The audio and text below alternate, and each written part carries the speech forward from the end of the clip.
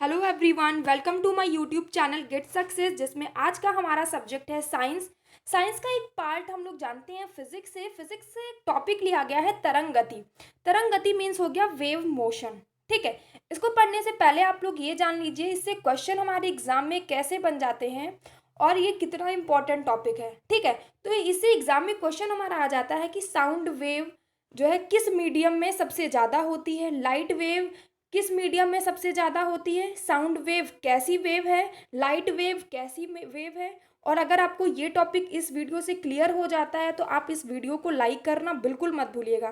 ठीक है, सबसे पहले करेंगे तरंग गति पढ़ने से पहले कि तरंग क्या होती है। ठीक है, तरंग क्या होती है, वेव क्या होती है। अब जैसे मान लीजिए ये एक तालाब है। ठीक है, इमेजिन करेंगे कि ये एक तालाब है, उसमें पानी भरा हुआ है पार्टिकल्स के फॉर्म में। ठीक है, अभी हमने एक पत्थर लिया और इसमें पत्थर को इसमें हमने तालाब में फेंक दिया। जब फेंक दिया तो इसमें होता क्या है कि इसके पार्टिकल्स जो है हिल जाएंगे, डिस्टर्ब हो जाएंगे। तो वेव हमारी क्या हो गई कि जब पार्टिकल्स हमारे डिस्टर्ब हो जाते हैं तो जो जनरेट होता है वही हमारी क्या होती है, वेव होती है।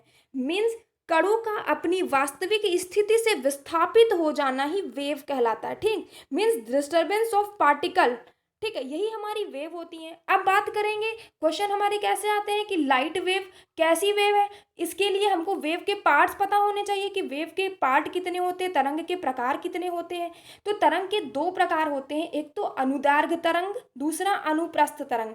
ठीक है, अनुदैर्घ्य तरंग मीन्स लॉन्गिट्यूडनल वेव और अनुप्रस्थ मीन्स ट्रांसवर्स वेव। अब अनुदैर्घ्य तरंग में बात करेंगे कि अनुदैर्घ्य तरंगें क्या होती हैं। तो वह वेव जिन्हें आगे बढ़ने के लिए मीडियम की आवश्यकता होती है, मीन्स कोई भी मीडियम हो। ठीक है, लेकिन मीडियम जिसमें होता है, मीडियम की आवश्यकता जिन वेव को पड़ती है वो हमारी अनुदैर्घ्य तरंगे होती हैं। और जिनके लिए मीडियम की आवश्यकता नहीं होती है वो हमारी अनुप्रस्थ तरंगे होती हैं। अभी हम आगे बात करेंगे कि ये मीडियम क्या होता है और किन को ज़रूरत पड़ती है, किन को ज़रूरत नहीं पड़ती है। तो आप साथ में बने रहिएगा। फिर बात करेंगे कि साउंड की वेव सबसे ज़्यादा, ऐसे क्वेश्चन आता है, साउंड की वेव सबसे ज़्यादा किस में होती है या साउंड वेव कौन सी वेव है। ठीक है, कौन सी वेव है, क्वेश्चन बन जाता है। तो साउंड सबसे पहले जानेंगे कि साउंड क्या होता है।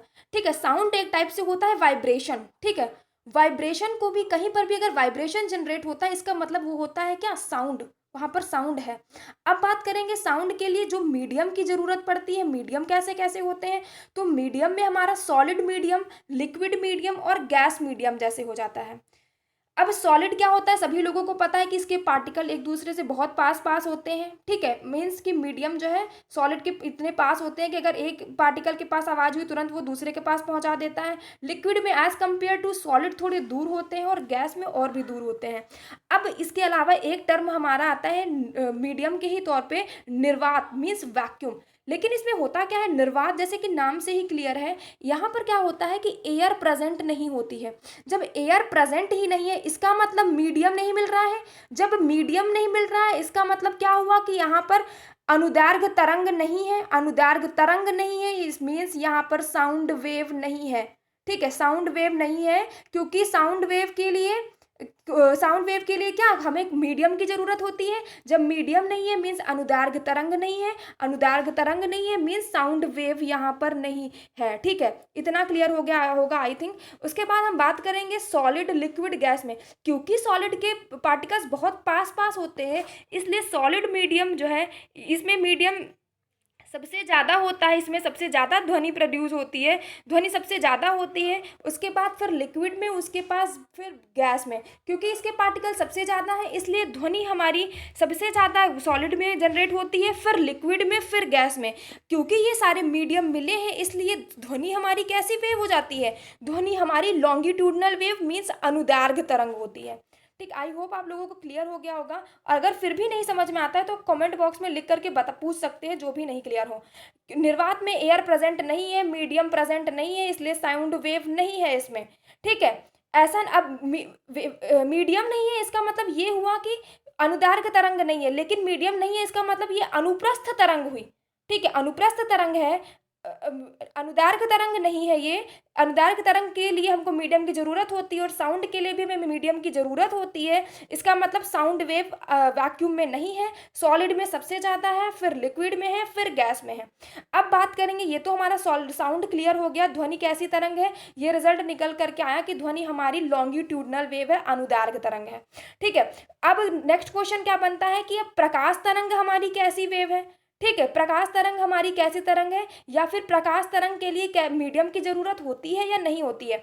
अब हमको पता है कि प्रकाश तरंग जो है इसके साउंड के बिल्कुल अपोजिट होता है ये, कि वैक्यूम में तो क्योंकि मीडियम प्रेजेंट ही नहीं है, इसलिए प्रकाश के लिए क्या, जिसमें लाइट वेव सबसे ज़्यादा किस में प्रोड्यूस होगी, जहाँ पर मीडियम ज़रूरत नहीं है, जहाँ पर एयर प्रेजेंट नहीं है, वहाँ पर सबसे ज़्यादा लाइट जो है तेज़ चलती है, ट्रैवल करती है। तो वैक्यूम में हमारी प्रकाश तरंग सबसे ज़्यादा होती है, फिर गैस में होती है, फिर लिक्विड में होती है, फिर सॉलिड में होती है। क्यों, ऐसा क्यों, क्योंकि वैक्यूम में क्योंकि मीडियम नहीं है, उसके बाद फिर गैस के भी पार्टिकल दूर दूर होते हैं, कम मीडियम मिलता है, इसलिए लाइट वेव जो है फिर गैस में ट्रैवल करेगी, फिर लिक्विड में, सॉलिड में सबसे कम लाइट ट्रैवल करती है क्योंकि उसके पार्टिकल्स बहुत पास पास होते हैं, अच्छे से ट्रैवल नहीं कर पाती हैं।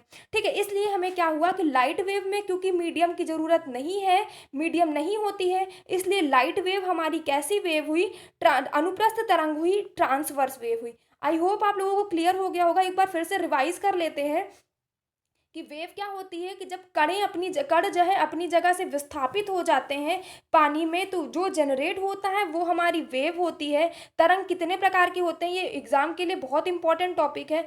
दो प्रकार की होती है, अनुदैर्घ्य और अनुप्रस्थ। अनुदैर्घ्य में इसमें सुपर टेट में एक क्वेश्चन आया था कि ध्वनि तरंग कैसी तरंग है। ठीक है, सुपर टेट में भी ऐसे क्वेश्चन आ जाते हैं। अनुदैर्घ्य तरंग के लिए कैसी तरंग है, जिसमें मीडियम की आवश्यकता होती है, वो हमारी अनुदैर्घ्य तरंग। अनुप्रस्थ में मीडियम की आवश्यकता नहीं होती है।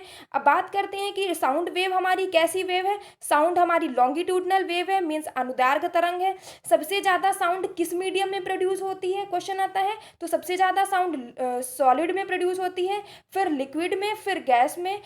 क्वेश्चन बनता है कि वैक्यूम में साउंड वेव प्रोड्यूस होती है या नहीं होती है, तो वैक्यूम में साउंड वेव प्रोड्यूस नहीं होती है क्योंकि वहाँ पर मीडियम हम उसे नहीं मिलता है, एयर प्रेजेंट नहीं होती है। लेकिन अगर बात करते हैं कि लाइट वेव सबसे ज़्यादा किस मीडियम में ट्रेवल करती है, मतलब सबसे ज़्यादा कहाँ पर ट्रेवल करती है, तो वो वैक्यूम में, क्योंकि वहाँ पर एयर प्रेजेंट नहीं होती है। इससे हमें ये क्लियर हो गया कि साउंड वेव के बिल्कुल अपोजिट, जस्ट अपोजिट हमारा लाइट वेव होता है। और लाइट वेव कैसी वेव है, तो ये अनुप्रस्थ तरंग है, ट्रांसवर्स वेव है। आई होप आप लोगों को ये वीडियो समझ में आया हो, ये टॉपिक पूरा क्लियर हो गया हो तरंग गति का। ऐसे ही और वीडियो अगर आपको चाहिए तो आप चैनल को लाइक करना, सब्सक्राइब करना बिल्कुल मत भूलिएगा। और टॉपिक कैसा लगा कमेंट बॉक्स में लिख करके ज़रूर बताइएगा। और इसके बाद से हम नेक्स्ट टॉपिक हमारा आएगा लाइट। अगर आपको अच्छा लगे तो ज़्यादा से ज़्यादा लोगों को शेयर कीजिए ताकि अच्छा लगे हमें भी। ठीक है, थैंक यू।